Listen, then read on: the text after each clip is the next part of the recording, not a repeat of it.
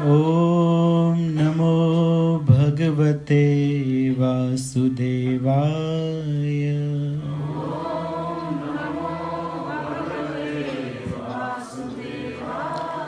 ॐ अज्ञानतिमिरान्धस्य ज्ञानाञ्जनशलाकया चक्षुरुन्मिलितं येन तस्मै श्रीगुरुवे नमः।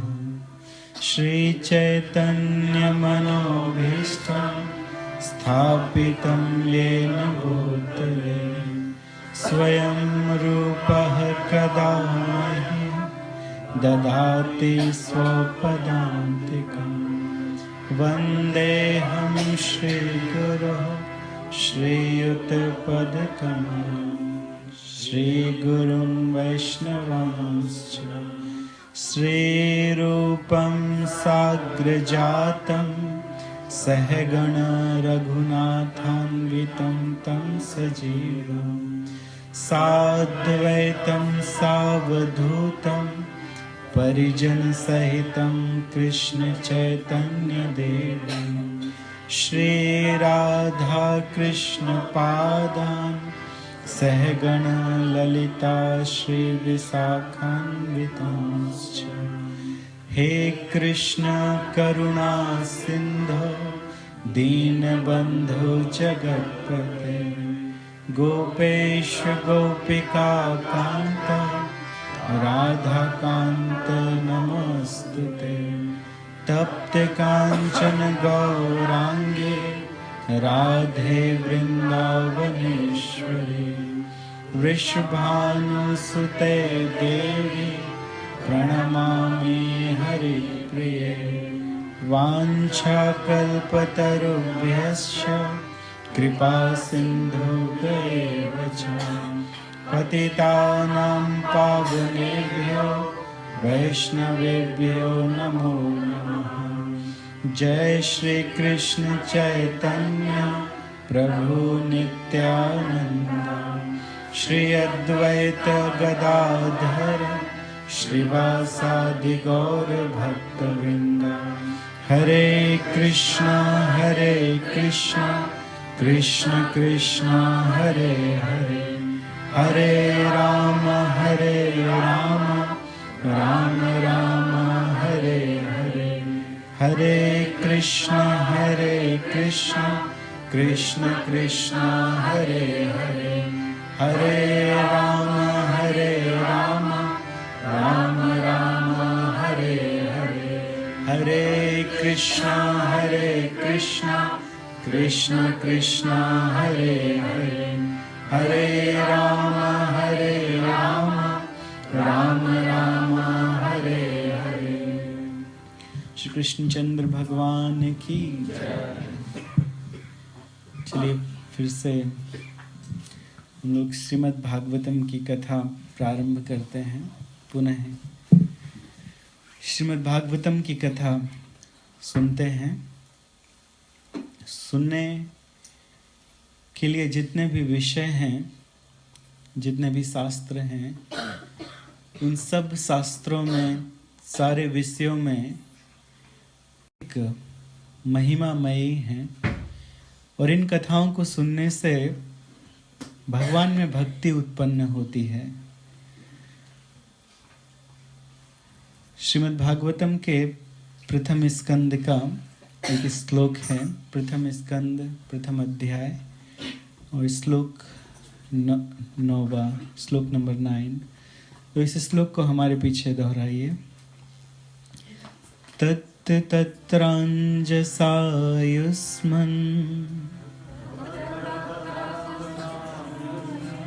भवदा यद्विनिश्चितम् पुंसामेकान्ततः श्रेयः तन्नः संशितुमर्हसि। सभी लोग कहिए। हमारी आवाज़ सबको सुनाई पड़ रही है? बोलिए जी। ठीक है। तत् तत्र तत्रांजसायुष्मन्। ये जो भागवतम का एक श्लोक, इसके 4 भाग होते हैं। या तो इनको 2 बार में बोल सकते हैं या 4 बार में बोल सकते हैं। तो ठीक है, पहले हम एक एक शब्द कहेंगे, फिर हम एक एक भाग कहेंगे। तत्र तत्र अंजसा आयुष्मन् भवता यद्वे यद विनिश्चितं पुंसाम् एकान्ततः श्रेयः तन्नः शंसितुमर्हसि। तत्र तत्रांजसायुष्मन् भवता यद्विनिश्चितं पुंसामेकान्ततः श्रेयः तन्नः शंसितुमर्हसि। तत्र तत्रांजसायुष्मन् भवता यद्विनिश्चितं पुंसामेकान्ततः श्रेयः तन्नः शंसितुमर्हसि।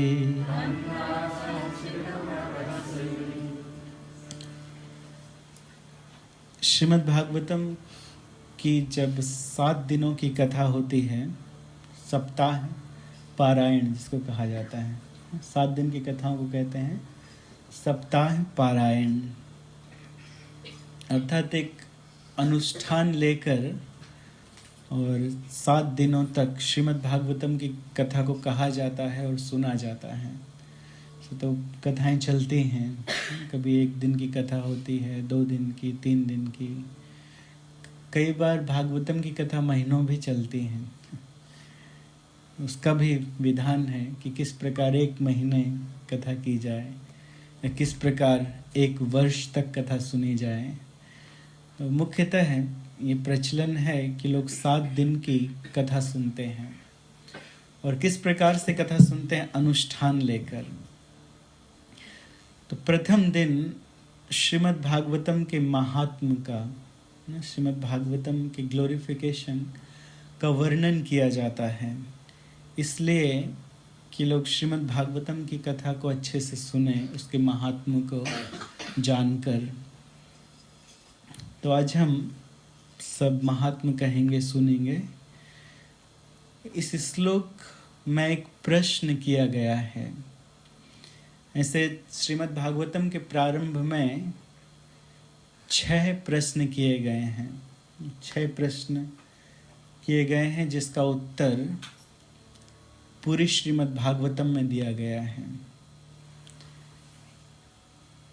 बहुत सारे ऋषिगण कथा सुन रहे थे, है ना। हम लोग हमेशा सुनते हैं। कितने लोग कथा सुनने के लिए आए थे नैमिषारण्य में? कितने ऋषि मुनि जुटे हुए थे? कितने?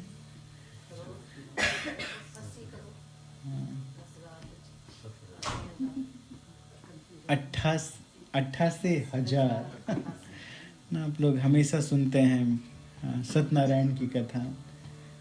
तो नैमिषारण्य में 88,000 सौनकादि ऋषिगण जुटे हुए थे, है ना। ये हमेशा सुनते हैं। तो 88,000 ऋषिगण कथा सुन रहे थे। किस प्रकार से ये लोग एकत्रित थे एक स्थान में? पहले तो एक बहुत बड़ा यज्ञ कर रहे थे और वो यज्ञ लगातार 1000 साल तक चलने वाला था। बहुत लंबे समय तक चलने वाले यज्ञ में सब लगे हुए थे। बहुत दिनों तक यज्ञ चला। यज्ञ से धुआं निकलता है तो सबकी आंखें लाल हो गई थीं। और फिर सबने मिलकर ये डिसाइड किया कि चलो थोड़े समय के लिए हम यज्ञ को रोक के अब कुछ और करते हैं। तो क्या करें? तो कथा सुनते हैं।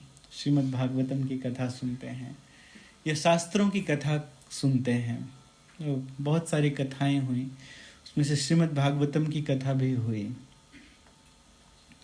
ऐसे कोई भी यज्ञ भी किया जाए तो किसी भी यज्ञ का मुख्य कार्य होता है कथा। जब तक किसी यज्ञ में कथा और कीर्तन ना हो तब तक वो यज्ञ पूरा नहीं माना जाता है ना। श्रीमद् भागवतम के 8वें स्कंद में आप लोग पढ़ेंगे कि जिस समय बलि महाराज से वामन देव जी ने सब कुछ ले लिया,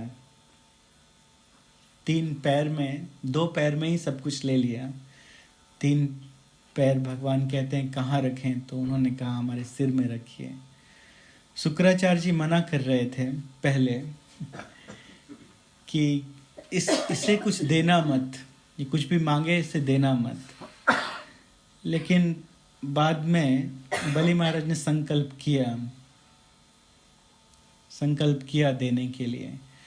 लेकिन बाद में शुक्राचार्य जी स्वयं कहते हैं कि जिस यज्ञ में भगवान आपकी कथा नहीं होती है और जिस यज्ञ में भगवान के नाम का कीर्तन नहीं होता है तो वो यज्ञ पूरा नहीं होता है। इस बात को कौन कहते हैं? शुक्राचार्य जी।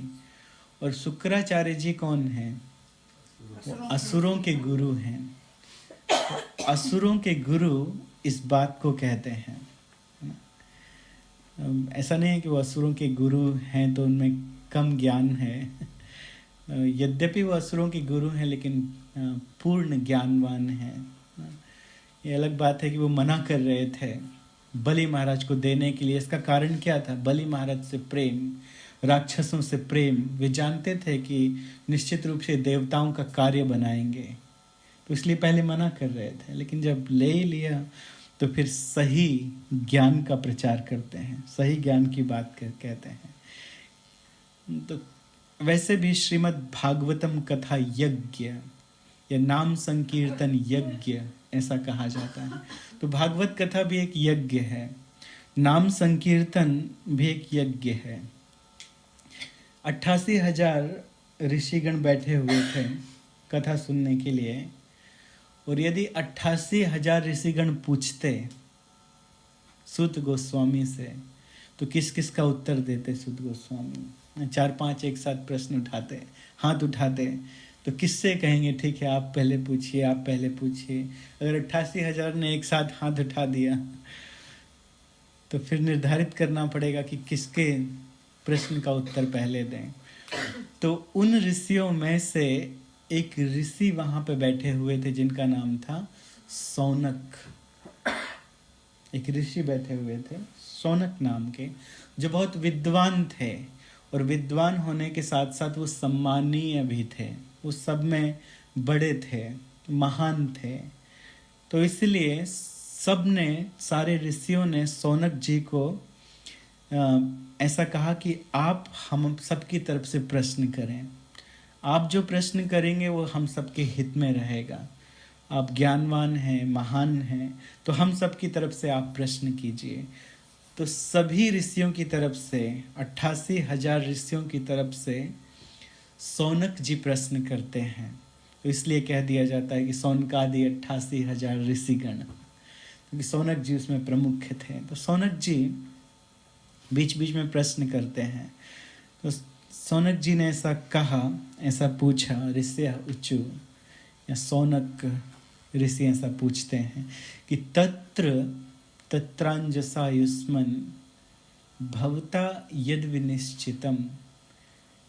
सुद गोस्वामी से कहते हैं कि आपकी आयु बहुत अधिक हो, आप दीर्घायु हो। दीर्घ का अर्थ होता है लंबा या बहुत बड़ा, तो आप दीर्घायु हो जाएं, दीर्घ आयु, आप लंबे समय तक जीवित रहें, बहुत लंबे समय तक जीवित रहें। तो एक तरह से आशीर्वाद देते हैं सारे के सारे ऋषिगण, आशीर्वाद देते हैं। बड़े बड़े ऋषि मुनि थे तो आशीर्वाद देने लगे कि आपकी आयु बहुत लंबी हो, आप बहुत विद्वान हैं, आपने सारे शास्त्रों का गहन अध्ययन किया है। गहन का अर्थ होता है कि अच्छे से अध्ययन किया है, बहुत अच्छे से आपने जितने भी प्रकार के शास्त्र हैं उनको पढ़ा है और पढ़ के जाना है। तो इसलिए आप बताइए कि आपने पूरी मानव जाति के लिए, पुंसाम या समस्त जीवों के लिए, संसार में जितने भी जीव हैं, पुंसाम एकांततः श्रेयः, कि उनका कल्याण, उनका मंगल कैसे हो। तो आपने क्या निष्कर्ष निकाला है? आत्यांतिक श्रेय, श्रेय, लेकिन श्रेय के आगे लिखा है आत्यांतिक, कि कोई एक बात बता दीजिए। बहुत चीज़ें तो हमसे नहीं होंगी, बहुत चीज़ें हम सुन भी नहीं सकते हैं, कलयुग आने वाला है, कैसे बहुत सारी चीज़ें हमारे हृदय के अंदर जाएंगी। तो इसलिए बता दीजिए कि सारे जीवों के लिए क्या आत्यांतिक श्रेय है, क्या अंतिम श्रेय है। भवता यदि विनिश्चितम, आपने क्या विनिश्चित किया है।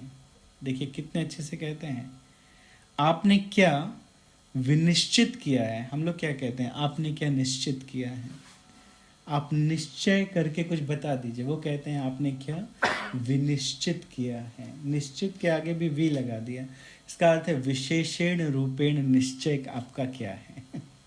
विशेष रूप से आपने क्या निश्चय किया है जीवों के आत्यांतिक श्रेय के लिए, परम कल्याण के लिए।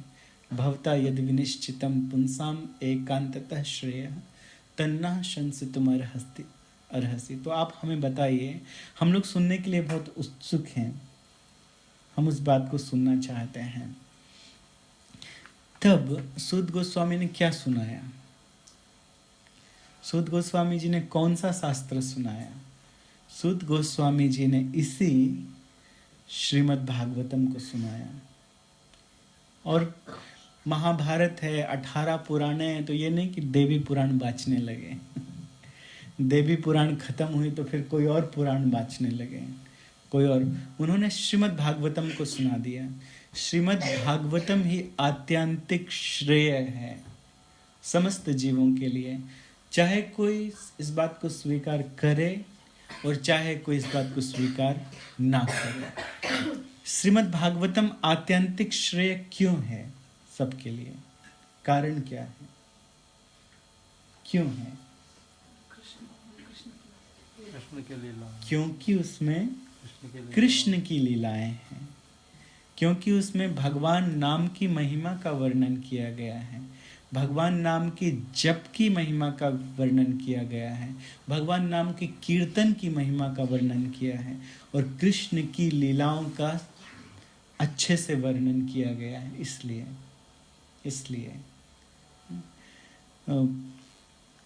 आप लोगों ने भी सुना होगा, ये भी कथा है कि यम प्रव्रजंतम अनुपेतम पेत कृत्यम द्वैपायनो विरह कातर आजुहाव पुत्रेति तन्मय तया तरवोभिनेदुः तम सर्वभूत हृदयम मुनिमानतोऽस्मि।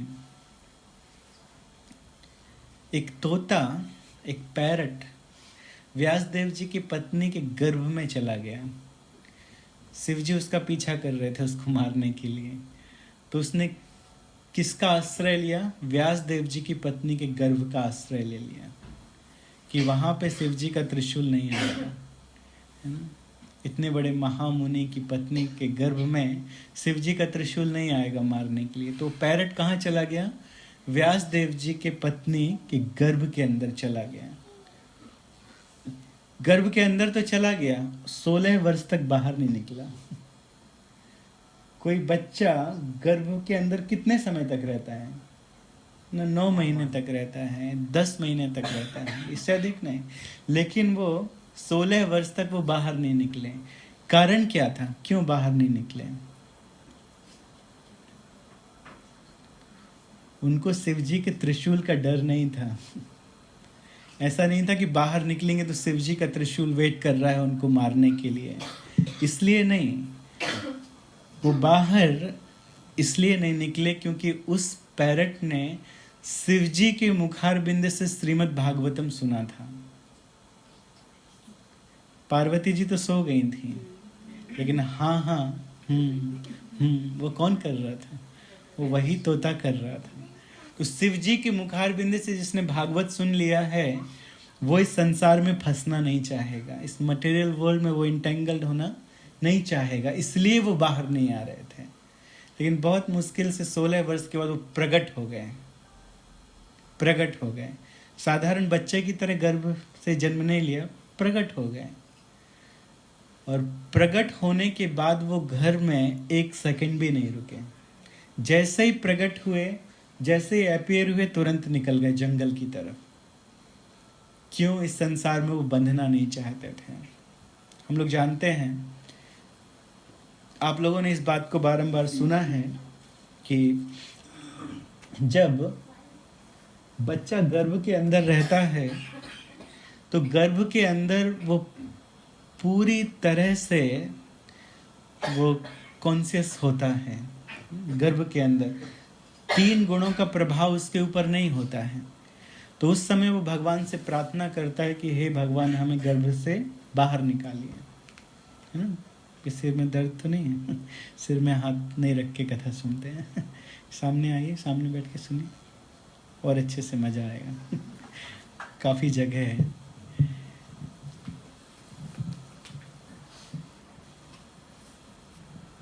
तो गर्भ के अंदर बच्चा वो प्रार्थना करता है भगवान से कि हमें जल्दी बाहर निकालिए, और बाहर निकलने के बाद मैं आपकी भक्ति करूँगा। गर्भ बहुत अच्छी जगह नहीं है, इसकी ज़्यादा व्याख्या करने की आवश्यकता नहीं, करते ही रहते हैं। लेकिन गर्भ से जैसे ही बाहर बच्चा निकलता है तो 3 गुणों के संपर्क में आ जाता है। 3 रस्सियाँ, 3 बेड़ियाँ उसे जकड़ लेती हैं। कौन कौन सी? सतोगुण, रजोगुण और तमोगुण। 3 रस्सियों की जकड़ में आके वो फिर वो इस संसार के काम करने लगता है, बंधन में आ जाता है। लेकिन सुखदेव गोस्वामी ये नहीं चाहते थे, इसलिए तुरंत जंगल चले गए। और जब जंगल जा रहे थे तो व्यास देव जी की पत्नी वो रोने लगी। व्यास देव जी विरह से कातर होकर चिल्लाने लगे कि पुत्र रुको, मत जाओ, पुत्र रुको, पुत्र पुत्र पुत्र, इस तरह से कह रहे थे। तो लेकिन वो तो आंखें बंद किए सीधे जंगल में जाके और पहले तो निराकार ब्रह्म की उपासना करने लगे। सुखदेव गोस्वामी साक्षात नंद नंदन के अवतार माने जाते हैं, साक्षात कृष्ण के अवतार माने जाते हैं सुखदेव गोस्वामी।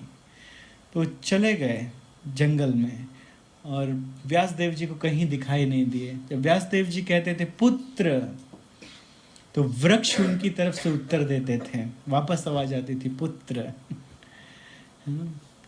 तो इसके बाद व्यासदेव जी घर आए और हमेशा इस प्रकार से सोचा करते थे, विचार किया करते थे कि मैंने एक पुत्र उत्पन्न किया, श्रीमद् भागवतम की रचना की है, एक पुत्र उत्पन्न किया जिसे हम श्रीमद् भागवतम सिखाएं और वो सारे जगत को श्रीमद् भागवतम का ज्ञान दे, सबको श्रीमद् भागवतम बताए। लेकिन वो तो जंगल चला गया। तो अब हम क्या करें, कैसे उसे वापस लाएं? तो उन्होंने क्या किया कि उन्होंने अपने सारे शिष्यों को बुलाकर उन्हें श्रीमद् भागवतम के कुछ श्लोक सिखा दिए, कुछ अच्छे अच्छे श्लोक सिखा दिए और सिखा के कहा कि आप जंगल में जाकर इन श्लोकों को गाते रहना, जाना और जंगल में जाके इन श्लोकों को गाना। इस पर उन शिष्यों ने सारे श्लोकों को सीखकर वो जंगल में जाकर गाते रहते थे उनको सब जगह, है ना, कि कहीं शायद सुखदेव गोस्वामी के कानों में ये श्लोक सुनाई पड़ जाएं और वो वापस आ जाएं। तो गाते थे और एक बार सुखदेव गोस्वामी के कानों में भी ये श्लोक आ भी गए। बहुत सारे श्लोक गा रहे थे लेकिन मुख्य 2 श्लोकों से सुखदेव गोस्वामी आकर्षित हुए। एक श्लोक 3रे स्कंद का है, श्रीमद् भागवतम के 3rd कैंटो का है, और दूसरा श्लोक 10th कैंटो का है। तो जो 3रे स्कंद का श्लोक है वो है, उसमें भगवान की करुणा का वर्णन है कि भगवान कितने कृपालु हैं, कितने दयालु हैं। और जो श्लोक 10वें स्कंद का है उसमें भगवान की सुंदरता का वर्णन है। तो सुखदेव गोस्वामी आकर्षित हुए भगवान की सुंदरता से और भगवान की करुणा से। तो जो श्लोक 3 स्कंद का है, 3 स्कंद 2 अध्याय वर्ष नंबर 23, उसमें ऐसा कहा गया है भगवान की करुणा के विषय में। अहो बकीयम स्तन कालकूटम जिह्गान सयापायदपे असाधवे लेभे परम धात्रे उचितम तत्वन्यम कम वा दयालुम शरणम ब्रजेम। तो इस श्लोक में भगवान की करुणा का वर्णन है कि भगवान कितने कारुणिक हैं, कितने दयालु हैं, भगवान के हृदय में कितनी कंपैशन है। तो कैसा उदाहरण दिया गया है, अहो अहो ना, बहुत आश्चर्य से विविल्डर होके कोई बोले अहो, आश्चर्यचकित होके। बकीयम स्तन कालकूटम, बकासुर की बहन का नाम था बकी। बकासुर भगवान को मारने का प्रयत्न किया था और बकी ने भी भगवान को मारने का प्रयत्न किया था। बकी का दूसरा नाम है पूतना, है ना। तो जो पूतना भगवान को मारने के लिए, वध करने के लिए भगवान का अपने स्तनों में कालकूट नाम का विष लगा कर आई थी। अहो बकीयम स्तन कालकूटम, जितने भी प्रकार के विष है ना, उन सारे विषयों में कालकूट नाम का विष बहुत महाभयंकर है।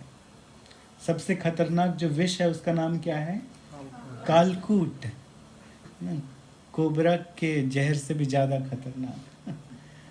तो वो बकी, बकासुर की बहन पूतना, अपने स्तनों में कालकूट नाम का विष लगा कर आई थी भगवान को मारने के लिए। अहो बकीयम स्तन कालकूटम जिंगान सयापाय यद्यपि असाध्वी।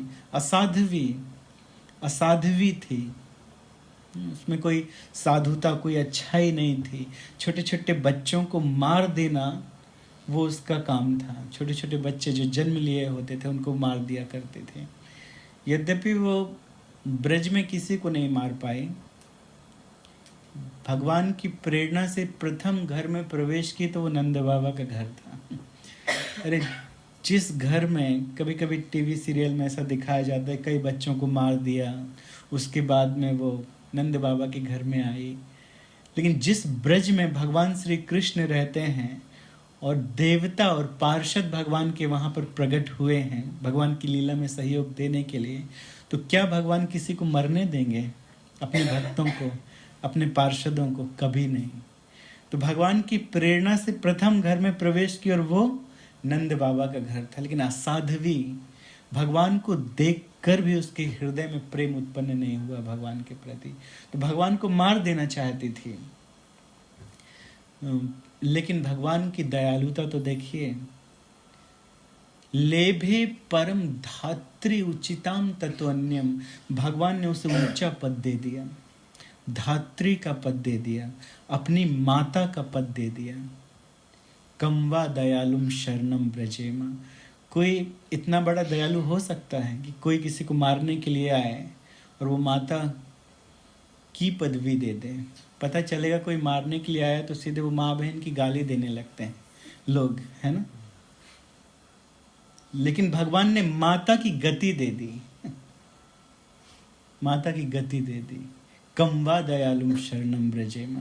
तो इससे सुखदेव गोस्वामी आकर्षित हुए कि इतना सुंदर श्लोक, इसका चिंतन करने लगे, इसका मनन करने लगे। इतना सुंदर श्लोक, उनको तो ट्रांसलेशन बोलने की जरूरत नहीं थी। जैसे ही श्लोक कहते थे उनके मन में अपने आप ट्रांसलेशन आ जाता था। इतना सुंदर श्लोक, तो और कान लगा के सुनने लगे। तब तक कुछ श्लोकों के बाद एक श्लोक आया 10वें स्कंद का, 10th कैंटो और चैप्टर 21 वर्स नंबर 25। तो उसमें भगवान की सुंदरता का वर्णन है। वरहा पीडम नटवर वपुः कर्णयो कर्णिकारम बिभ्रतवासः कनककपिशं वैजयन्ती च मालां रन्ध्रान् वेणुरधरसुधया पूरयन् गोपवृन्दैर्वृन्दारण्यं स्वपदरमणं प्राविशत गीत कीर्ति। तो ये श्लोक जिससे वो आकर्षित हुए। वरहा पीडम नटवर वपुः कर्णयो कर्णिकारम। भगवान कितने सुंदर हैं इस श्लोक में ये बताया गया, इससे आकर्षित हुए सुखदेव गोस्वामी। वरहा पीडम इसका अर्थ है कि भगवान अपने पगड़ी में या भगवान अपने मुकुट में मोरपंख लगाते हैं। वरहा पीडम नटवर वपुः कर्णयो कर्णिकारम। ऐसा नहीं कि मोर को मार के या जबरदस्ती पंख निकाल के लगाते हों, ऐसा नहीं, भगवान ऐसा कभी नहीं किए। भगवान के सामने नाचते नाचते मोर भगवान को प्रसन्न करने के लिए नाचते थे भगवान के सामने, और नाचते नाचते अपने पंख गिरा देते थे। तो भगवान उन पंखों को उठाकर और अपनी पगड़ी में लगा लेते हैं। और भगवान को देखकर अन्य बालक वो भी कभी कभी मोरपंख लगाते हैं, लेकिन मुख्य रूप से भगवान मोरपंख धारण करते हैं। वरहा पीडम नटवर वपुः कर्णयो कर्णिकारम। और भगवान का शरीर कैसा? नटवर, नटवर नागर। नटवर का अर्थ क्या है? कि नाटक करते हुए खड़े रहते हैं, थोड़े से टेढ़े, थोड़ी स्टाइल में खड़े रहते हैं भगवान। भगवान को त्रिभंग ललित कहा जाता है। त्रिभंग ललित, 3 जगह से जो टेढ़े हैं उनको कृष्ण कहते हैं। किसी ने कहा आप 3 जगह से टेढ़े होके क्यों खड़े रहते हो? भगवान ने कहा इसलिए किसी के हृदय में घुस जाऊं तो निकल नहीं पाऊं। टेढ़ी चीज अगर घुस जाए तो निकले ना, है ना? तो इसलिए भगवान 3 जगह से टेढ़े रहते हैं। किसी के हृदय में चले गए एक बार तो फिर बाहर नहीं निकलेंगे। तो नटवर वपुः कर्णयो कर्णिकारम। भगवान बहुत सुंदर कुंडल पहनते हैं। कर्णिकारम, सोने के कुंडल, कभी कभी मकराकृति की आकृति के होते हैं, लेकिन बहुत सुंदर हैं। और उसका जो रिफ्लेक्शन है वो भगवान के गालों में पड़ता है। तो भगवान के गाल तो वैसे ही बहुत सुंदर हैं, चिकने हैं, लेकिन जब सोने के कुंडलों का रिफ्लेक्शन पड़ता है तो एक भक्त कहते हैं कि उन कुंडलों की शोभा कई गुना बढ़ जाती है। भगवान के गाल उन कुंडलों से अधिक चमकते हैं, तो उन कुंडलों की शोभा बढ़ जाती है, ऐसा कहते हैं। कर्णयो कर्णिकारम विभ्रत वासः कनक कपिशम वैजयंती च मालाम। कई प्रकार के भगवान आभूषण इत्यादि धारण करते हैं और वैजयंती की माला पहनते हैं। वैजयंती की माला, बहुत सुंदर माला पहनते हैं। और भगवान जो हार पहनते हैं, फूल का हार भी पहनते हैं, कई प्रकार के पुष्पों से बना हुआ, वो भगवान के पैर तक जाता है। गले से यहाँ से शुरू होके पैर तक जाता है, वो पूरा लंबा हार पहनते हैं। विभ्रत वासः कनक कपिशम वैजयंती च मालाम। और भगवान का जो वासः, जो कपड़े हैं वो कैसे हैं? पीतांबर। पीतांबर भगवान क्यों धारण करते हैं? कि राधा रानी का रंग सुनहरा है, तो भगवान उनको प्रसन्न करने के लिए पीतांबर धारण करते हैं। कि राधा रानी का रंग स्वर्ण का है, तो हम भी कुछ ऐसे ही कपड़े पहनते हैं राधा रानी को खुश करने के लिए ना। भगवान तो श्याम वर्ण है, तो लोग बोलेंगे कि राधा है गोरी और तुम क्यों काले, तो चलो पीतांबर धारण कर लेते हैं, कुछ तो मैचिंग होगी। तो इस प्रकार से पीतांबर धारण करते हैं। विभ्रत वासः कनक कपिशम वैजयंती च मालाम। और वो वासः कैसा है? वो तड़ित इतना चमकता है जैसे बिजली चमकती है, वैसे चमकते हैं। रंध्रान वेणुरधर सुधया। और जिनके अधर में, जिनके होठों में बांसुरी शोभा पाती है। बांसुरी, कभी कभी गोपियां बांसुरी से कहती हैं, बांसुरी से द्वेष हो जाता है। हम लोग कृष्ण के साथ भी नहीं बैठ पाते हैं और ये कृष्ण का हमेशा संग करती हैं। तो बांसुरी से भी कभी कभी उन्हें द्वेष होता है, ईर्षा होती है। रंध्रान वेणुरधर सुधया पूरेन गोप वृंदैर, पूरेन गोप वृंदैर। और हमेशा भगवान घिरे रहते हैं। भगवान की कुछ विशेषताएं हैं जो दूसरों में नहीं है। 4 विशेषताएं हैं भगवान की जो और किसी में नहीं है। क्या क्या है वो 4 विशेषताएं जो दूसरों में नहीं है? कृष्ण की ऐसी कौन सी 4 विशेषताएं हैं जो दूसरों में नहीं है? कृष्ण में ऐसा क्या है जो और किसी में नहीं है? बताइए, क्या है ऐसा? कृष्ण में ऐसा क्या दिखाई दे रहा है जो दूसरों में नहीं है? प्रभु कह रहे हैं बांसुरी बजाते हैं जो और कोई नहीं बजाता है। बांसुरी, सुंदरता जो किसी और में नहीं है। 2 विशेषताएं हो गई जी।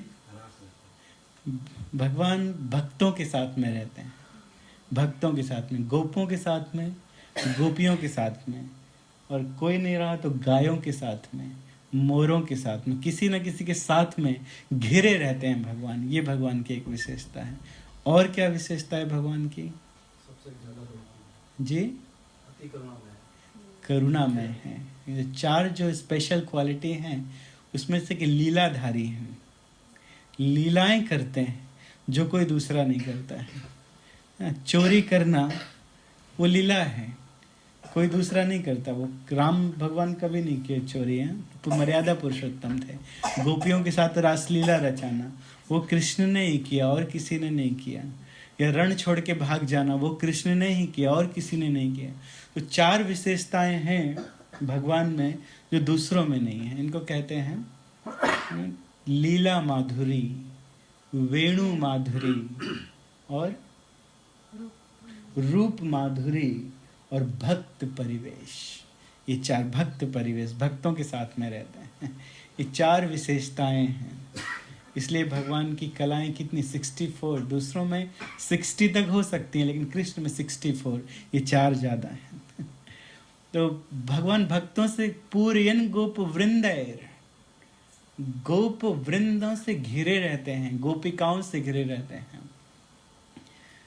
पूर्यन गोप वृंदर वृंदारण्यम स्वपद रमणम प्राविशत गीत कीर्ति। तो इस तरह से भगवान की कीर्ति है। तो इन 2 श्लोकों से आकर्षित हुए सुखदेव गोस्वामी, और जो निराकार ब्रह्म के ध्यान में बैठे थे वो अपना ध्यान छोड़कर अब आए और आके व्यासदेव जी के शिष्यों से कहते, वो जो 2 श्लोक आप लोग गा रहे थे फिर से सुनाइए, हम दोबारा सुनना चाहते हैं। तो उन्होंने दोबारा सुनाया उन्हीं 2 श्लोकों का। एक में करुणा का वर्णन, दूसरे में सुंदरता का वर्णन सुनाया। 1 बार सुना, 2 बार सुना, फिर से सुनाइए। बहुत अच्छे श्लोक हैं। हम लोग तो प्रभु जी की कथा सुन लिए, दोबारा कोई और कथा सुनाई। लेकिन सुखदेव गोस्वामी वो तो लीन हो गए उसमें। 10 बार कहा, 15 बार कहा, 20 बार कहा। एक शिष्य आकर कहते हैं, अरे आप 2 श्लोक सुनने के लिए इतने व्याकुल हो रहे हो, बार बार कहते हैं श्लोक सुनाइए, श्लोक सुनाइए। हमारे गुरुदेव ने ऐसे 18,000 श्लोक लिखे हैं, उनके पास चलिए, वो आपको 18,000 श्लोक सुनाएंगे। तो अच्छा ठीक है, कौन है तुम्हारे गुरुदेव, चलिए हमें लेकर चलिए। तो लेकर गए, और जब गए व्यासदेव जी के सामने तो ये तो हमारे पिता हैं, ये तो हमारे पिता हैं, सुखदेव गोस्वामी ने कहा। तो अपने पिता के फिर शिष्य बन के उनसे श्रीमद् भागवतम सुना उन्होंने। और उन्होंने, सुखदेव गोस्वामी ने श्रीमद् भागवतम को सुना और सुनने के बाद फिर सुनाया। श्रीमद् भागवतम सुखदेव गोस्वामी के द्वारा भी कही गई है। सुखदेव गोस्वामी आकर्षित हुए, किन श्लोकों से आकर्षित हुए?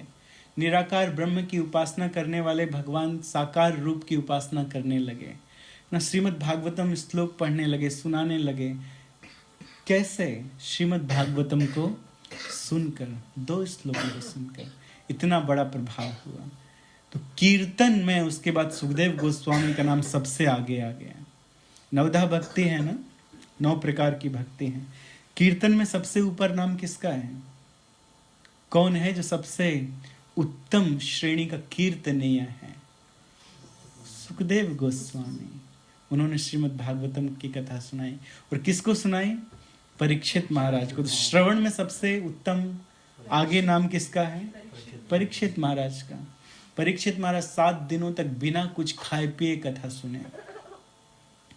परीक्षित महाराज को श्राप था, आप लोग जानते हैं, कि 7 दिन में उनकी मृत्यु हो जाएगी, 7वें दिन वो मर जाएंगे। तो उन्होंने पूछा क्या करें, तो लोगों ने अलग अलग उपाय बताए। किसी ने कहा आप ये कीजिए, किसी ने कहा ये कीजिए, सब कुछ बता दिया गया, अपने शास्त्र को खोल खोल के सब ने बता दिया। लेकिन तभी वहाँ पे सुखदेव गोस्वामी का प्रवेश हुआ और सुखदेव गोस्वामी ने कहा कि आप केवल श्रीमद् भागवतम सुनिए।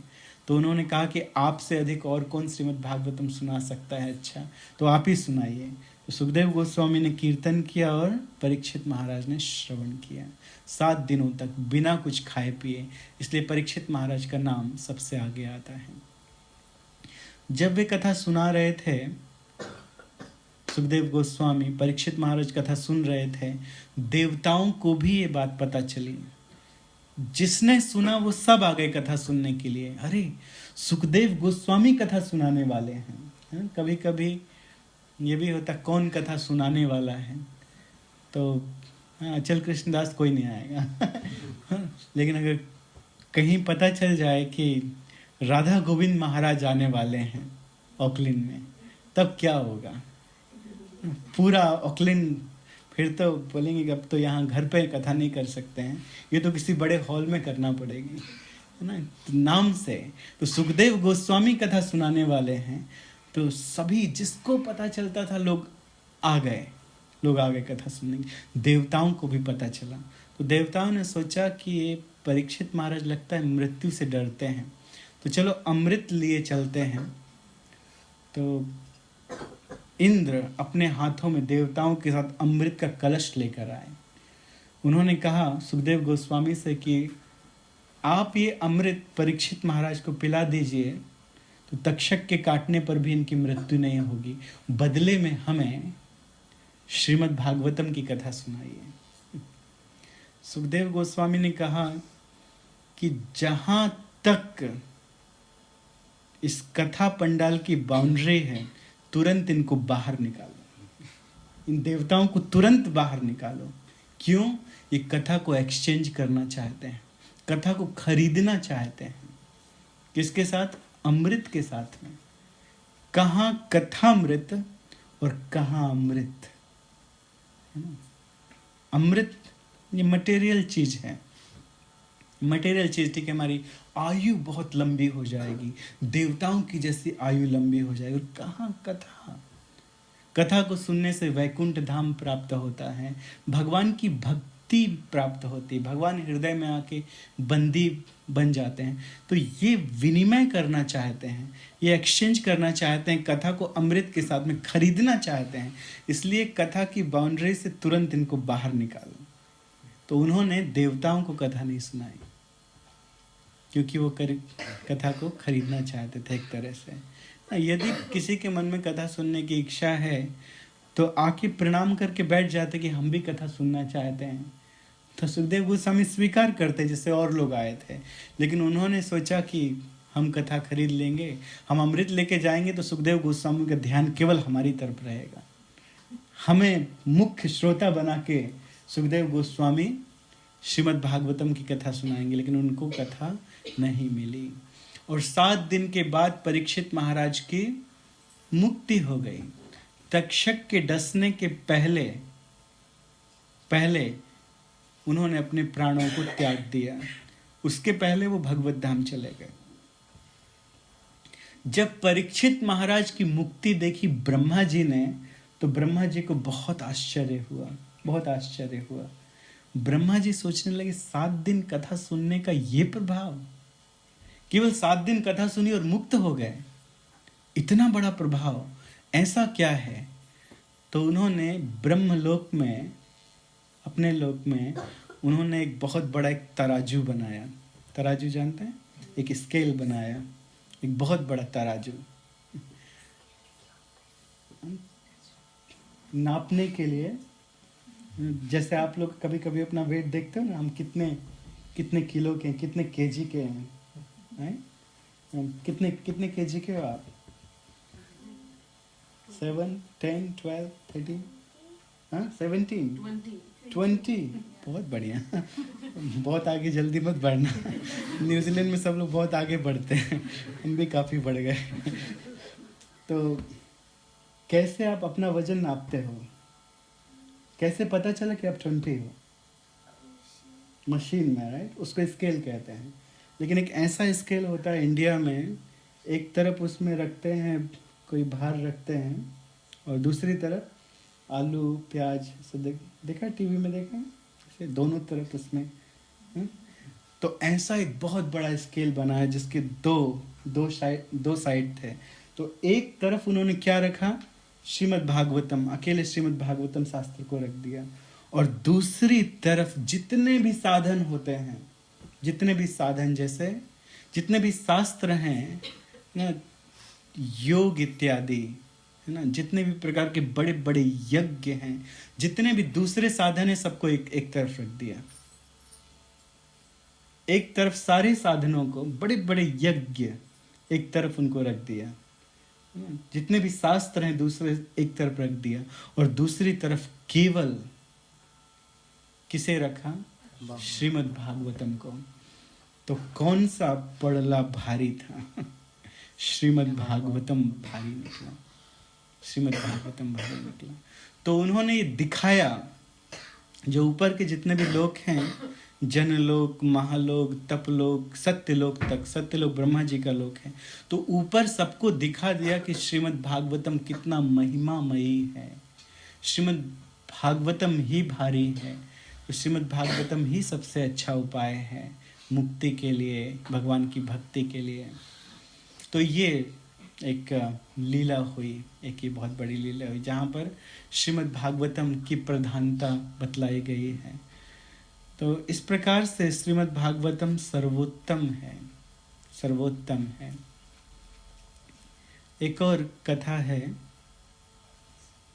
श्रीमद् भागवतम का महात्म्य 6 अध्यायों में वर्णन किया गया है।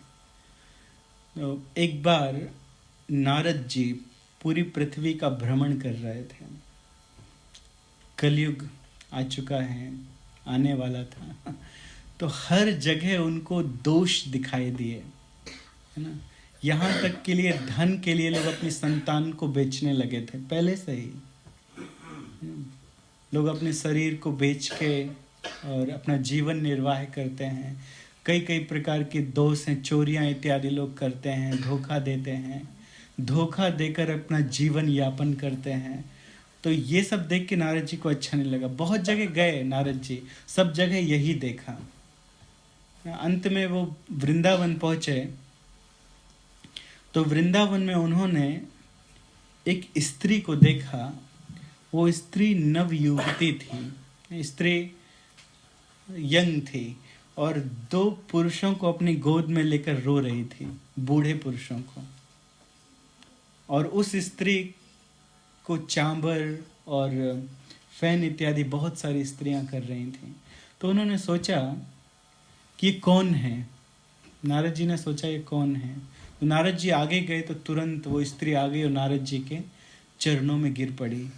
नारद जी से कहने लगी कि मेरे बहुत भाग्य हैं जो आप आए, तो आप हमारी विपत्ति को निश्चित रूप से आप दूर कर सकते हैं। नारद जी ने पूछा आप कौन हैं?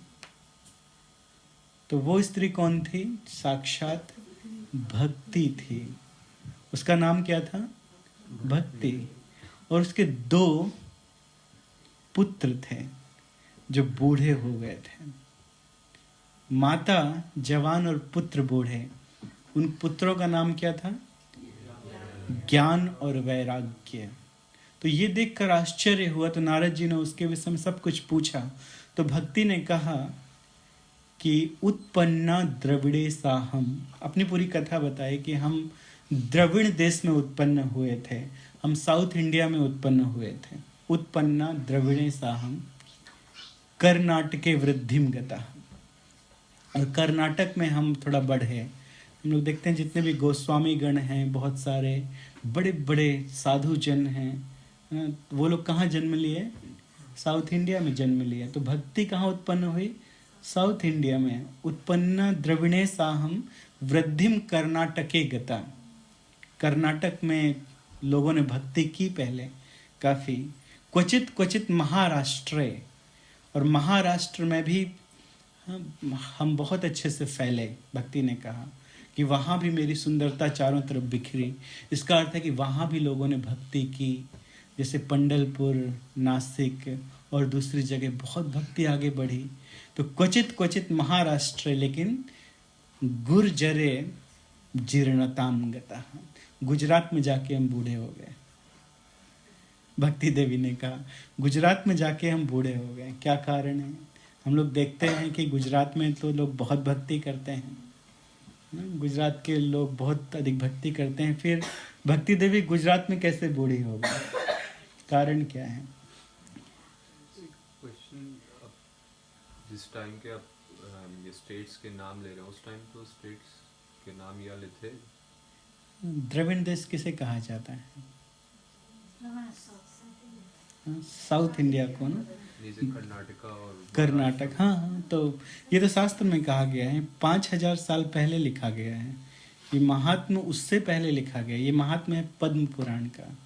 तो 5000 साल पहले पद्म पुराण में ये श्लोक आया, कर्नाटके। तो पहले कर्नाटक, कुछ नाम चेंज हो गए हैं। जैसे अजामिल वो कानकुब्ज नामक राज्य में रहता था, और आज उस देश को कन्नौज कहा जाता है।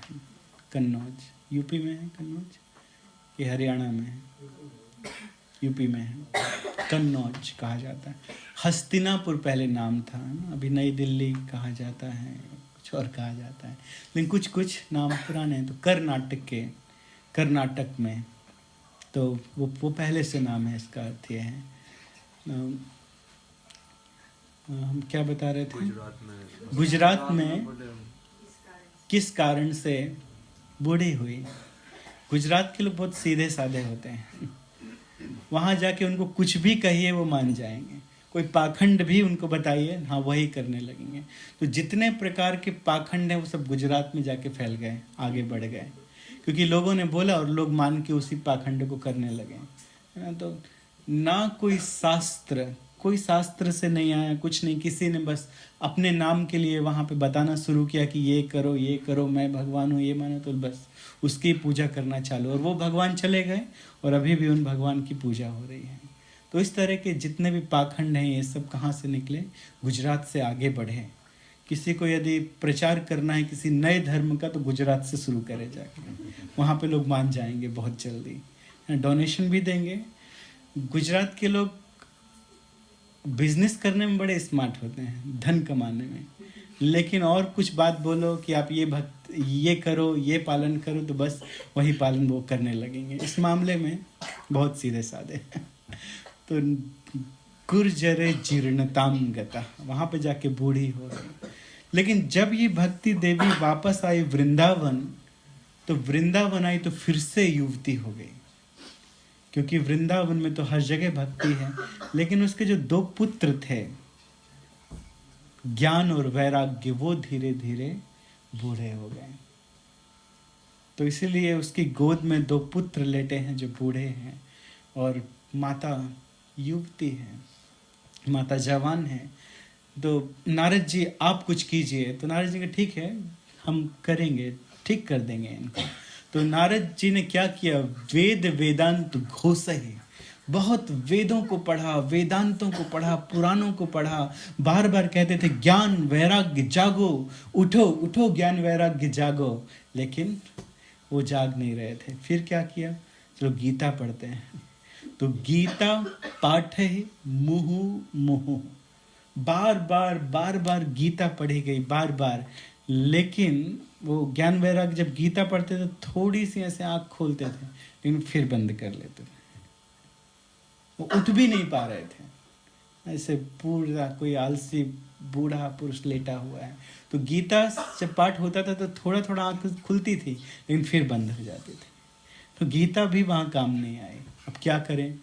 नारद जी ने कहा कि अगर मैं भगवान का भक्त हूँ तो मैं इनको उठा के रहूँगा, अब चिंता मत करो, मैं कुछ करता हूँ। तब तक आकाशवाणी हुई और आकाशवाणी ने केवल इतना कहा कि नारद जी अगर आप इनको उठाना चाहते हैं तो जाके सत्कर्म कीजिए, लेकिन क्या सत्कर्म कीजिए, क्या अनुष्ठान कीजिए, उसकी कोई जानकारी नहीं। नारद जी सत्कर्म कीजिए और आकाशवाणी बंद हो गई।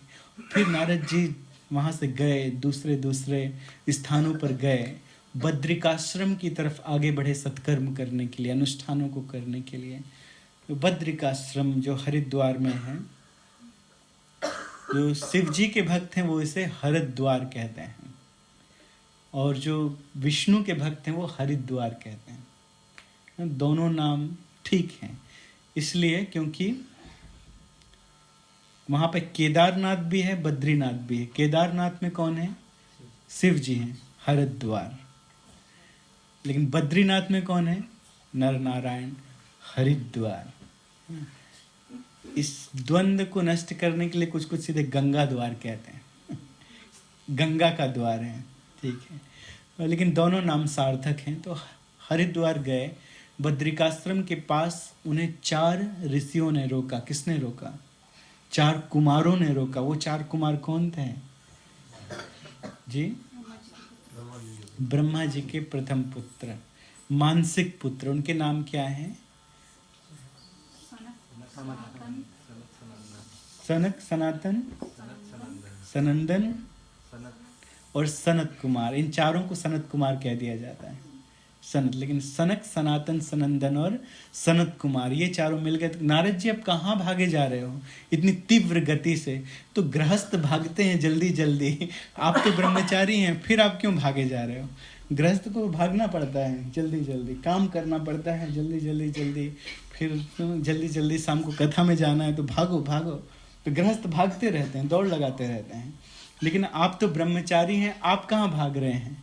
तो नारद जी ने सब बात बताई कि मैं सोच रहा हूँ क्या करूँ, सत्कर्म करना है, लेकिन कौन सा सत्कर्म करना है ये तो हमें पता ही नहीं। तब सनत कुमार इत्यादि कहते हैं, नारद जी आपके मन में इस तरह से दुविधा हो रही है, आप ऐसा कैसे सोच सकते हो, ये हमारी समझ में नहीं आ रहा है। जब व्यासदेव जी भ्रमित हो गए थे, सारे शास्त्रों को लिखने के बाद भी व्यासदेव जी के मन में संतोष नहीं था, तब आपने जाके कहा था कि अभी तक आपने भगवान की लीलाओं को नहीं लिखा है, इसलिए आपके मन में संतोष नहीं है। अभी तक आपने श्रीमद् भागवतम की रचना नहीं की, इसलिए आपके मन में संतोष नहीं है। श्रीमद् भागवतम की रचना करो। लेकिन आप भ्रमित हो कि क्या करें और क्या नहीं करें, श्रीमद् भागवतम की कथा कहना है। तब नारद जी कहते हैं, अच्छा ठीक है, ये तो बहुत अच्छा उपाय है, श्रीमद् भागवतम की कथा कहें, लेकिन वेद वेदांत घोषे, मैंने बहुत वेदों का गान किया, वेदांतों को गाया, आखिर ये श्रीमद् भागवतम भी तो वेदांत का रस है। वेदांत से ही श्रीमद् भागवतम आया है, वेदों से ही श्रीमद् भागवतम आया है। तो वेदांत से कुछ नहीं हुआ, वेदों से कुछ नहीं हुआ, गीता से कुछ नहीं हुआ, तो भागवतम से कैसे हो जाएगा? तो देखिए सनक, सनातन, सनंदन, सनत कुमार क्या कहते हैं, बहुत अच्छा उदाहरण देते हैं, इसको सुन के बहुत अच्छा लगेगा। ये भागवतम में लिखा गया है, आम का पूरा पेड़ है, उसमें रस बहता है, रस पूरे आम के पेड़ में है, टहनी में भी है, जड़ में भी वही रस है, वही रस पत्ती में है, और वही रस किस में आ जाता है? फल में आ जाता है। लेकिन क्या कोई टहनी खाता है? क्या कोई जड़ खाता है? खाने की कोशिश करेंगे, उसकी ब्रांचेस तो हमारे दांत टूट जाएंगे, कोई रस हमें नहीं मिलेगा। लेकिन हमें क्या अच्छा लगता है? आम अच्छा लगता है। तो ठीक है, ये वेदांत इत्यादि ये पूरे वृक्ष हैं, लेकिन इसका फल श्रीमद् भागवतम है। जी जी, निगम कल्प तरोर गलितम फलम, सुख मुखाद अमृत द्रव संयुतम, पिबत भागवतम रसमालयम, मुहुरहो रसिका भुवि भावुका। श्रीमद् भागवतम के मंगलाचरण में 3रे श्लोक में कहा गया श्रीमद् भागवतम के। तो देखिए सब में एक ही रस है, लेकिन फिर भी क्या अच्छा लगता है हमें फल। तो श्रीमद् भागवतम ये फल है सारे वेदों का, सारे शास्त्रों का। गन्ने से शुगर कैंडी बनती है, मिश्री बनती है, गन्ने से गुड़ बनता है, लेकिन गुड़ कुछ अच्छा है ना। गन्ने से ठीक है चबाना पड़ेगा, काटना पड़ेगा, निकालना पड़ेगा, लेकिन सीधे आपको मिश्री दे दी जाए या सीधे आपको दे दिया जाए, गुड़ दे दिया जाए, तो वो कितना अच्छा लगता है। फल है वो उसका। तो दूसरा उदाहरण वो देते हैं। तो इसलिए श्रीमद् भागवतम, तो उन्होंने ही श्रीमद् भागवतम किया। नारद जी के अनुरोध से 4 कुमारों ने श्रीमद् भागवतम किया। कहाँ पर किया? हरिद्वार में किया। प्रथम श्रीमद् भागवतम किसने किया? पहला पारायण, सबसे पहला पारायण श्रीमद् भागवतम का किसने किया और कहाँ पर हुआ? तो प्रथम पारायण, श्रीमद् भागवतम पाठ पारायण हम लोग करते हैं, श्रीमद् भागवतम सुनते हैं, तो किसने किया प्रथम पारायण? 4 कुमारों ने। याद रहेगा हमेशा। किसने किया प्रथम पारायण? 4 कुमारों ने। कहाँ पे किया? हरिद्वार में। हरिद्वार में घाट है जिस घाट का नाम है आनंद घाट। तो प्रथम श्रीमद् भागवतम हरिद्वार में आनंद नामक घाट में हुआ है। इसको याद रखना चाहिए हमेशा। कहीं भी कोई भी पूछे प्रथम श्रीमद् भागवतम पाठ किसने किया? सनत, सनातन, सनंदन और सनत 4 कुमारों ने। कहाँ पे किया? आनंद घाट हरिद्वार में किया। तो प्रथम उन्होंने किया और नारद जी ने सुना, तो उन्होंने कहा कि इसे शुरू करो और भक्ति भी यहाँ पर प्रकट होगी अपने पुत्रों के साथ में। तो जब वो शुरू किया गया तो भक्ति ज्ञान वैराग्य के साथ में प्रकट हो गई। भक्ति ने कहा मैं कहाँ रहूं? सारे भक्तों के हृदय में रहो। तो उसी समय भक्ति सबके हृदय में चली गई, सब भक्तों के हृदय में चली गई। ये सुन के भगवान को भी बहुत अच्छा लगा और भगवान भी वहाँ पर प्रकट हो गए। श्रीमद् भागवतम को सुन के सनत, सनातन, सनंदन और सनत कुमार से वो जो 2 पुत्र उनके बूढ़े हो चुके थे वो भी जवान हो गए। अन्यथा ज्ञान वैराग्य वो बूढ़े हो गए हैं, ज्ञान वैराग्य बूढ़े हो चुके हैं। लेकिन जहाँ श्रीमद् भागवतम होती है वहाँ ज्ञान वैराग्य भी प्रकट हो जाते हैं। वहाँ पे ज्ञान वैराग्य भी प्रकट हो जाते हैं या नव यौवन अवस्था को प्राप्त कर लेते हैं। एक छोटा सा एक कथा कह के समाप्त करेंगे। 8:30 बजे कथा समाप्ति करनी थी। उन्होंने पूछा, किसने पूछा? ऋषियों ने पूछा, नारद जी ने पूछा कोई उदाहरण दीजिए सनत कुमारों से, जिस उदाहरण को जानकर हमें ये विश्वास हो जाए कि भक्ति का क्या, श्रीमद् भागवतम की कथा को सुनने का क्या फल होता है। हमें कोई उदाहरण दीजिए। तो उन्होंने एक बहुत अच्छा उदाहरण दिया। वो उदाहरण किसका था? एक ब्राह्मण था, जिस ब्राह्मण का नाम था आत्मदेव। शायद नाम सुना होगा। आत्मदेव नाम का बहुत ही अच्छा ब्राह्मण, और उसकी पत्नी का नाम था धुंधली। धुंधली नाम था। तो बहुत ही अच्छा ब्राह्मण था, लेकिन उसकी कोई संतान नहीं थी और उसने सोचा संतान के बिना जीवन व्यर्थ है। मेरा पुत्र क्या, मेरी पुत्री भी नहीं है। यदि पुत्र होता है तो नरक से उद्धार करता है, लेकिन मेरी तो कोई पुत्री भी नहीं है। तो वो जंगल चला गया कि जंगल में जाऊंगा, तपस्या करूंगा। तो जंगल में उनको एक ऋषि मिले। तो तुरंत जैसे ही ऋषि को देखा उनके चरणों में गिर गए कि आप मुझे कोई पुत्र दे दीजिए, नहीं तो मैं आत्महत्या कर लूँगा। ऐसे झूठ बोल रहे थे कि आत्महत्या कर लूँगा। कि ऋषि करुणामय होते हैं तो दे देंगे पुत्र इत्यादि, कुछ न कुछ देंगे।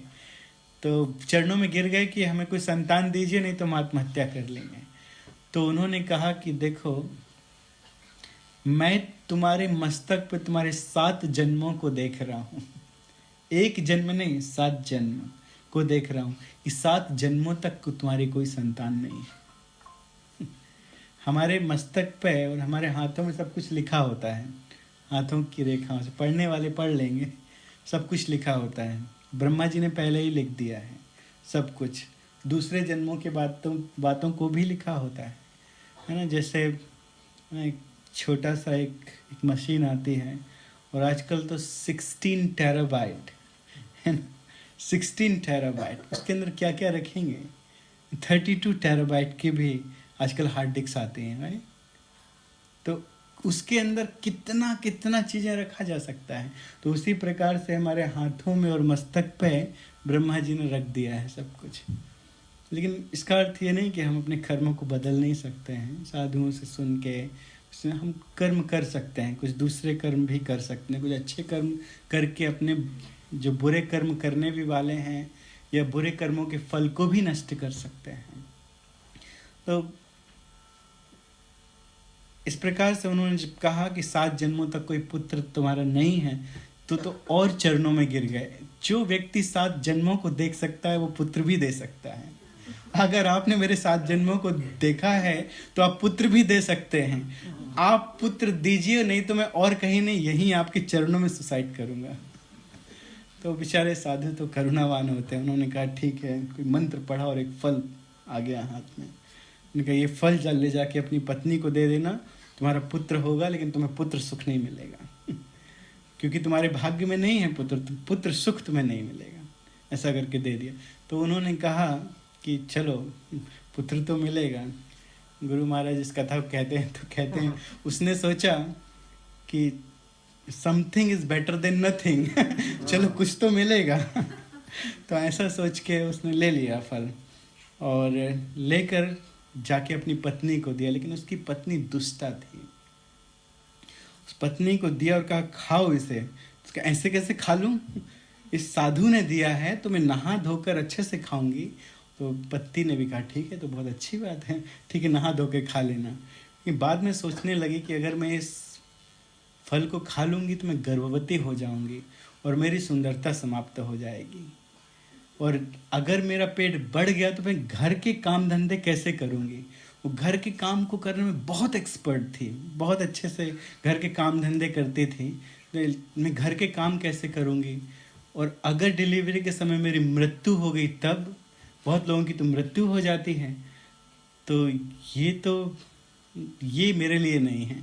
तो उसने उसके जैसे ही उसकी एक बहन भी थी, तो उसके पास जाके कहा कि अब मैं क्या करूं बहन, मेरे पति ने मुझे फल दिया है, अगर खा लूंगी तो गर्भवती हो जाऊंगी और नहीं खाऊंगी तो मेरा पति मुझे मारेगा कि कहाँ गया, मैं क्या करूं।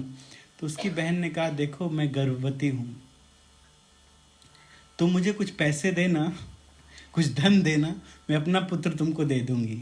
तुम एक काम करो कि प्रतिदिन अपने पेट में कपड़ा बढ़ाते जाओ, कपड़ा लगा के रखो और उसे बढ़ाती जाओ, और पति के पास मत बैठना, नहीं तो उसको पता चल जाएगा तुमने कपड़ा लगा के रखा है। तो बस कपड़ा बढ़ाते रहना और पति से थोड़ा दूर रहना, और जब मेरा पुत्र होगा तो इतना धन ला के देना, मैं तुम्हें अपना पुत्र दे दूंगी। उसने ऐसा कहा। इस फल का क्या करें, इसको गाय को खिला दो, पता भी चल जाएगा साधु संत झूठ बोलते हैं कि सही बोलते हैं, कि गाय को खिला दो। तो उसने भी कहा ठीक है बहन, तुमने मुझे बचा लिया। दोनों एक जैसी थी। तो फल ले जाके उसने गाय को खिला दिया और कपड़ा लगा के रहने लगी। जब समय, और इस बात का किसी को पता नहीं चला, किसी को पता नहीं चला। समय आया उसकी बहन को जब बच्चा हुआ तो बच्चा इसने इसे दे दिया कुछ धन लेकर, और इस प्रकार से कहा कि मेरे स्तनों में दूध नहीं है, लेकिन मेरी बहन का बच्चा हुआ था जो जन्म लेते ही मर गया, तो उसको बुला लेते हैं। तो उसको घर पे लाके इस तरह से पालन पोषण करने लगे, और उसी समय उस गाय का भी एक बच्चा हुआ जो मनुष्य आकृति का था, क्योंकि वो फल के प्रभाव से हुआ। तो उस गाय के बच्चे के 2 कान थे जो गाय के जैसे थे, लेकिन पूरा शरीर मनुष्य का था। तो लोगों ने कहना शुरू किया भगवान देते हैं तो देने वाला जब भी देता है छप्पर फाड़ के। पहले तो एक भी बच्चा नहीं था हुए, तो गाय भी मनुष्य का बच्चा दे रहा है। तो इस बात को कोई समझ नहीं पाया। गोकर्ण जी भी सोचे कि वाह, ये तो एक फल से 2 लाभ। तो दोनों के संस्कार ब्राह्मण ने किए, दोनों को अपने पुत्र के समान पाला।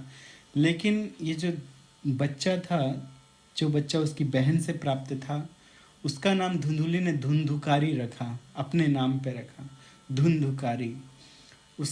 ये बच्चा बचपन से ही बहुत बदमाश था, कुकृत्य करने वाला था। खेल इसका क्या था, कैसे खेल खेलता था, लोगों के छोटे छोटे बच्चों को पकड़ के कुएं में फेंक देता था। ये इसके खेल थे बचपन के। और बड़ा हुआ तो बहुत बड़ा चोर, डाकू, बदमाश निकला। इतना बेकार था कि आत्मदेव ने संन्यास ले लिया, घर छोड़ के चले गए कि इस घर में रहने से तो अच्छा है कि मैं जंगल चला जाऊं। गोकर्ण जी ने भी उन्हें ज्ञान दिया बहुत अच्छा, जिसको आगे कभी व्याख्या करेंगे। और लेकिन जो गाय से हुए थे वो बहुत अच्छे विद्वान ब्राह्मण और पूरी तरह से शास्त्र को समझने वाले, शास्त्र के नियमों का पालन करने वाले थे।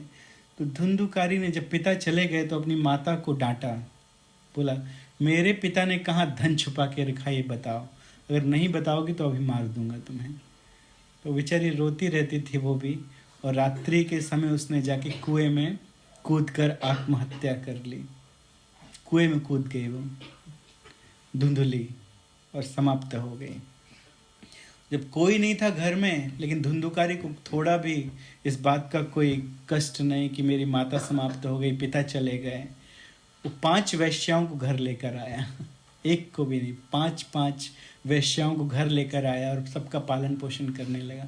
वैश्याएं धन चाहती हैं तो चोरी करता था, डांका डालता था, लोगों का धन चुरा के लेके आता था। जब बहुत धन हो गया घर में तो 5 ने ये सोचा कि किस किस का धन चुरा कर लेकर आया है। अगर राजा को एक दिन तो पता चलेगा, और जिस दिन पता चलेगा सब धन भी जाएगा और इसको भी बंदी बना के ले जाएंगे, हमारे हाथ कुछ नहीं आएगा। तो बहुत धन हो गया, चलो इसको मार देते हैं। तो जब स्त्रियां जब सोचती हैं, और बुरी बुद्धि वाली स्त्रियां तो बहुत खतरनाक होती हैं, तो उन्होंने सोते समय उसको बांध दिया, चारपाई से उसके बिस्तर से बांध दिया, पैरों को, हाथों को, और गले में रस्सी डाल के उससे खींचने लगी, मारने का प्रयत्न किया। उस पर भी नहीं मरा तो उसका मुंह खोलकर गरम गरम अंगार उसके मुख में डाल दिए, वो तड़फता हुआ मर गया। और लोगों ने पूछा कि धुंधुकारी, और कहाँ क्या किया उसको, एक जगह उसको भूमि में गड्ढा खोद के गड़ा दिया। किसी को नहीं पता चला धुंधुकारी कहाँ गया। लोगों ने पूछा तो कहा कि इस बार धन लेने के लिए लगता है बहुत दूर चले गए हैं, 1 साल के बाद आएंगे। और कुछ दिनों के बाद सब भाग गई, पैसा बांट के लेकर चली गई। लेकिन धीरे धीरे लोगों को पता चल गया, उसकी बॉडी कहीं से निकली होगी, मिली होगी, तो पता चल गया कि वैश्याओं ने इसे मार दिया। गोकर्ण जी को पता चला तो उन्होंने गया में श्राद्ध किया। एक बार घूमते घूमते अपने गांव में आए तो रात्रि के समय जब गोकर्ण जी सोए हुए थे, उस समय धुंधुकारी ने इतने बुरे कर्म किए थे कि प्रेत बन गया था। तो रात्रि में वेश बदल बदल के आने लगा, कभी आंधी के रूप में आता था, कभी तूफान के रूप में आता था न, कभी बहुत भयंकर आवाज में बोलता था, कभी गधे का रूप धारण कर लेता था, कभी हाथी का रूप धारण कर लेता था। तो गोकर्ण जी डरे नहीं, वो तो भक्त थे, तो थोड़ा सा जल लेकर मंत्र पढ़ के उसके ऊपर फेंके तो उसने अपना प्रेत का रूप धारण किया और उसमें बोलने की शक्ति आई। तो बोलने लगा, कहने लगा कि मैं और कोई दूसरा नहीं, आपका भाई धुंधुकारी हूँ और मैं प्रेत बन गया हूँ। अरे तुम्हारी मुक्ति के लिए तो हम पहले ही गया में श्राद्ध कर चुके हैं। मैं इतना पापी हूँ, ऐसे 1 श्राद्ध क्या, 2 श्राद्ध क्या, ऐसे हजारों श्राद्ध करने पर भी मेरी मुक्ति नहीं होगी। बहुत मैंने पाप किए हैं। तो गोकर्ण जी ने कहा ठीक है, मैं कुछ सोच के और कुछ ना कुछ तुम्हारे लिए करूँगा। तो रात्रि भर सोचते रहे, विद्वानों से सलाह ली, वो भी नहीं बता पाए। तो सूर्य देव को रोक कर पूछा, सूर्य नारायण को, गोकर्ण जी ने, कि मैं क्या करूं इसके लिए। तो उन्होंने कहा श्रीमद् भागवतम कीजिए। तब गोकर्ण जी ने स्वयं श्रीमद् भागवतम कहा एक जगह पर बहुत शुद्धता से, और वो धुंधुकारी नाम का प्रेत आकर एक बांस की लकड़ी में घुस गया। वो बांस की लकड़ी ऐसे रखी हुई थी, उसमें 7 गठान थी, 7 नोट्स थी, है ना, जैसे बांस में होते हैं, देखा है ना बांस, उसमें नोट्स होते हैं बीच बीच में। तो 7 गठाने थी और नीचे उसमें चला गया। एक दिन की कथा खत्म होती थी तो शाम के समय आवाज आती थी और एक गठान उसकी टूट जाती थी। दूसरे दिन की कथा खत्म होती थी तो दूसरी गठान, इस तरह से 7 दिन की कथा पूरी हुई, 7 गठानें टूटी और उसके बाद 7वें दिन ऊपर से एक विमान आया जिसमें भगवान के पार्षद बैठे हुए थे और उन्होंने धुंधुकारी को भी भगवान की सारूप्य मुक्ति मिल गई, भगवान के जैसे 4 हाथों वाला रूप मिला और पार्षदों ने अपने विमान पर बैठाला और ले गए। लोगों ने पूछा कि आश्चर्य हुआ सबको, अरे धुंधुकारी जैसे पापी की मुक्ति भागवतम से कैसे हो सकती है। धुंधुकारी जी की मुक्ति के बाद गोकर्ण जी भी पूछने लगे उनसे, दूतों से, हमने कथा कही, उसने भी कथा सुनी, लेकिन इतने सारे लोगों ने सबने कथा सुनी अच्छे से, लेकिन केवल एक की मुक्ति क्यों, हम सबकी मुक्ति क्यों नहीं हुई। तो दूतों ने कहा श्रवण भेद से। उन्होंने भी सुनी और इसने भी सुनी, धुंधुकारी ने भी सुनी, लेकिन धुंधुकारी ने 7 दिन 7 रातों तक बिना कुछ खाए पिए उपवास करके कथा सुनी और मनन करते हुए, जिस कथा को कहते थे वो मनन करता था रात भर वहीं बैठे बैठे, वो बाकी लोग तो जाके सो जाते थे और खाते पीते भी थे। तो श्रवण भेद हुआ, इसलिए उससे पहले फल मिला। लेकिन आप चिंता मत करिए, आप यहाँ दोबारा कथा करेंगे और सबकी मुक्ति होगी। तो श्रवण मास जब आया, श्रावण मास में दोबारा गोकर्ण जी ने वहाँ पे कथा की और लोगों ने 7 दिनों तक फास्टिंग करके उस कथा को वहाँ पे सुना और एक बहुत बड़ा सा विमान आया, बहुत बड़ा सा विमान आया और सारे लोग उस विमान में बैठे। यहाँ तक कि गोकर्ण जी ने कुत्तों को और कुत्ते खाने वालों को, चांडालों को, उनको भी विमान में बैठाला और सब के सब फिर भगवान प्रकट हुए वहाँ पे। भगवान ने पांचजन्य नाम का शंख बजाया और सबकी मुक्ति हो गई, सब लोग मुक्त हो गए। तो ये किसकी महिमा है? ये श्रवण की महिमा है। ये कहा गया अगर कोई 1 महीने में श्रीमद् भागवतम को सुनता है, 1 महीने में, तो उसे क्या प्राप्त होता है? उसे परम सौख्य प्रदान होता है। भगवान प्राप्त होते हैं परम सौख्य के रूप में, अर्थात सुख प्राप्त होता है, बहुत अधिक सुख। अगर अच्छे से कोई 1 महीने में श्रीमद् भागवतम की कथा सुने, 1 साल में अगर कोई श्रीमद् भागवतम की कथा सुनता है तो उसे भी वैकुंठ प्राप्त होता है, मोक्ष प्राप्त होता है। 1 हफ्ते में भगवान की कथा सुनते हैं, भक्ति प्राप्त हो जाती है। 1 साल तक अगर कोई संकल्प लेके भगवान की कथा सुने तो भक्ति प्राप्त हो जाती है। और 7 दिनों तक भगवान की कथा सुने ध्यान से, मन से, तो उसे मोक्ष प्राप्त हो जाता है। तो इस प्रकार ये श्रीमद् भागवतम कथा का महात्म्य है। ऐसा कहा गया है श्रीमद् भागवतम के महात्म्य में, दुर्लभैव कथा लोके श्रीमद् भागवतोद्भवः। श्रीमद् भागवतम की कथा बहुत दुर्लभ है त्रिलोक्य में, देवताओं को नहीं मिली, आपने सुना आसानी से, तो त्रिलोक्य में दुर्लभ है। कोटि जन्म समुत्थेन पुण्य नैव लभ्यते। कोटि कोटि जन्मों के, ऐसे करोड़ों जन्मों के पुण्य से श्रीमद् भागवतम की कथा का लाभ किसी को प्राप्त होता है। तो इसलिए जरूर इस श्रीमद् भागवतम को सुनना चाहिए। बड़े बड़े विद्वानों ने, बड़े बड़े ऋषियों ने इसी श्रीमद् भागवतम के ऊपर चर्चा की है और इसी श्रीमद् भागवतम की कथा को उन्होंने सुना है। तो इसको सुनने से ही मनुष्य का परम कल्याण होता है, परम लाभ होता है, आत्यांतिक लाभ मनुष्य को प्राप्त होता है। श्रीमद् भागवतम की कथा को ध्यान से, प्रेम के साथ, निस्वार्थ भाव से सुनने से, बिना किसी हेतु के सुनने से। और संसार की चीज़ें आसानी से प्राप्त हो सकती हैं, लेकिन भगवान की भक्ति दुर्लभ है। तो भगवान की भक्ति प्राप्त करने के लिए मनुष्य को श्रीमद् भागवतम की कथा सुनना चाहिए। तो यही मनुष्य के लिए एकमात्र आत्यांतिक लाभ को देने वाली है श्रीमद् भागवतम की कथा। इसको सुनने से मनुष्य को भगवान के नाम में प्रेम होता है, भगवान में प्रेम होता है, और मनुष्य भगवान नाम को भी श्रद्धा के साथ, भक्ति के साथ जपता है, कीर्तन करता है, प्रेम को प्राप्त करता है। प्रथम दिन की कथा श्रीमद् भागवतम के महात्म्य के साथ में, और कल से कृष्ण कथा सुनेंगे। कल से हरे कृष्णा। श्रीमद् भागवतम महापुराण की, श्रील प्रभुपाद की, श्रील गुरुदेव की, श्री राधा गिरिधारी जी की जय, श्री जगन्नाथ बलदेव सुभद्रा मैया की, श्री गौर निताय की।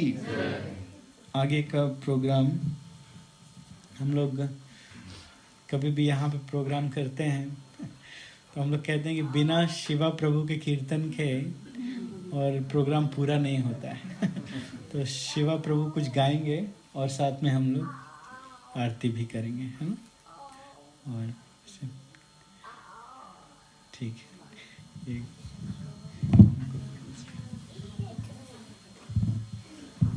अगर ये भी चाहिए स्टैंड भी तो स्टैंड भी ले सकते हैं।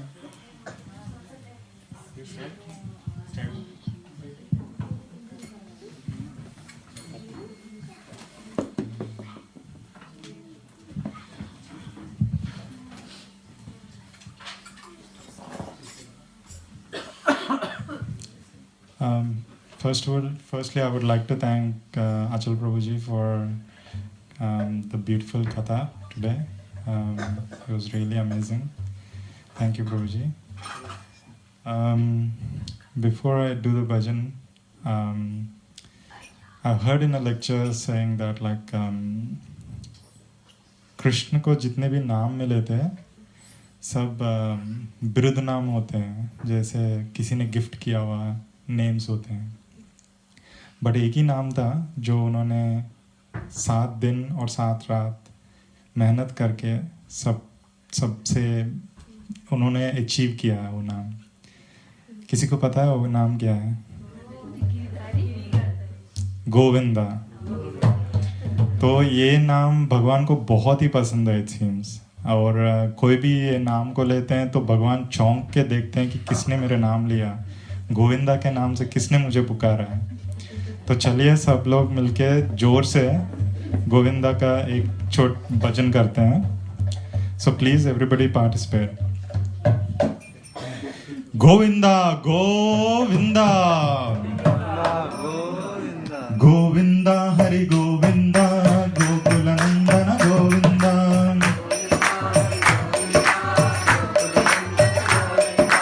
गोविंदा हरि गोविंदा गोकुल नंदन गोविंदा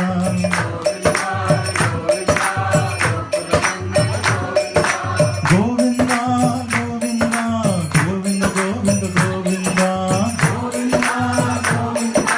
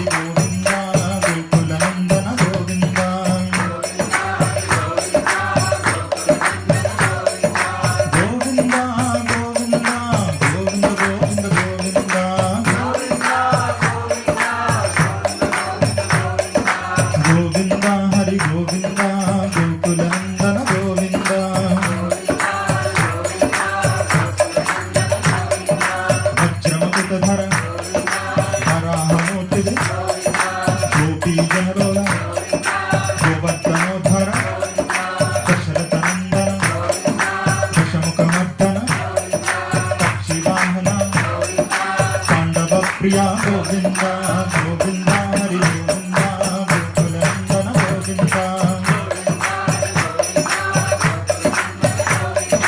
गोविंद गोविंद गोविंद गोविंद गोविंद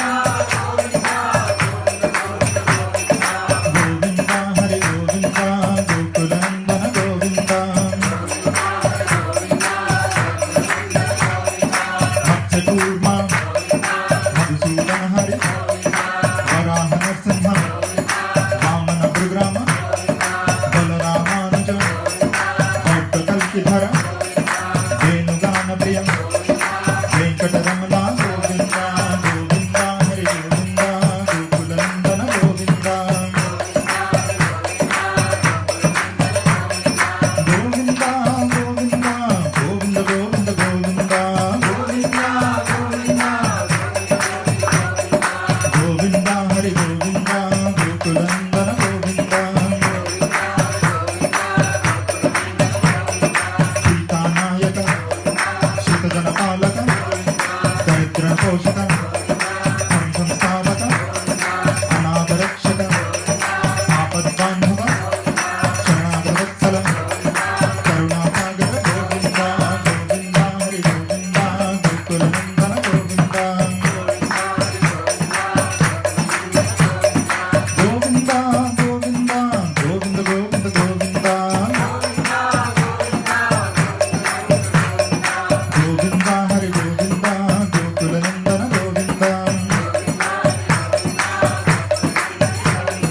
शंकर चक्रधर शारंग गदाधर विरजातीर्थ विरोधि मर्दन सहस्रनाम सर्वजनैन लक्ष्मी वल्लभ लक्ष्मणाग्रजा गोविंद गोविंद हरि गोविंद गोकुलनंदन गोविंद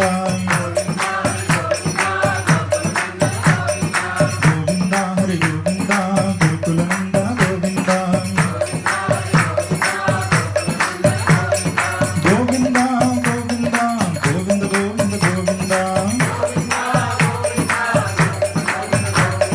गोविंद हरि गोविंद गोकुलनंदन गोविंद वज्रकवचधर वैभवमूर्ति रत्नकिरीटा वसुदेवतनया ब्रह्माण्डरूपा भक्तरक्षका नित्यकल्याण नीरजनाभा गोविंद गोविंद हरि गोविंद गोकुलनंदन गोविंद गोविंद गोविंद गोविंद गोविंद गोविंद गोविंद हरि गोविंद गोकुलनंदन गोविंद आनंदरूपा आद्यंतरूपा